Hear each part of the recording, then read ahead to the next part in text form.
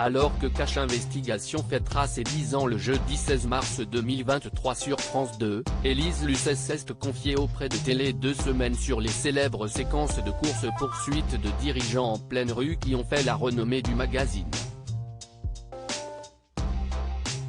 Cache Investigation, magazine présenté depuis ses débuts par Élise Lucet sur France 2, fête ses 10 ans le jeudi 16 mars 2023 lors d'une soirée spéciale. À cette occasion, la figure de proue du service public a accordé une longue interview à Télé 2 Semaines dans laquelle elle revient notamment sur une des séquences récurrentes de Cache Investigation, la course-poursuite de dirigeants quand ceux-ci refusent de répondre à ses demandes d'interview. Statistiques à l'appui pourtant, l'équipe de Première Ligne, qui produit le programme, souligne que dans l'histoire de l'émission, seulement 30% des interviews ont été réalisées à la volée, autrement dit sans cadre formel. Le rêve d'un journaliste, ce n'est pas de courir le marathon.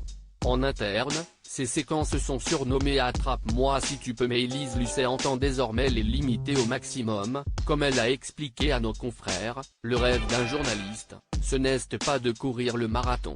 Je ne souhaite pas tomber dans ma propre caricature. Aujourd'hui, nous préférons désormais continuer de négocier et attendre 6 mois s'il le faut pour décrocher une interview. Mais la technique de la course-poursuite a déjà porté ses fruits selon Élise Lucet. Avec Cédric O, ex-secrétaire d'État chargé du numérique, note de la rédaction, il a fallu en arriver là pour au final obtenir une interview posée au ministère. Même chose avec la patronne de la Fédération française de l'assurance alors que cela faisait 4 mois qu'on la sollicitait, rembobine la journaliste de France 2.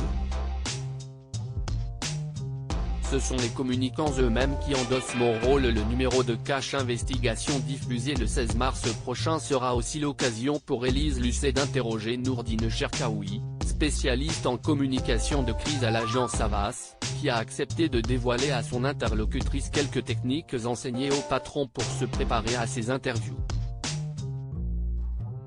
Ce sont les communicants eux-mêmes qui endossent mon rôle.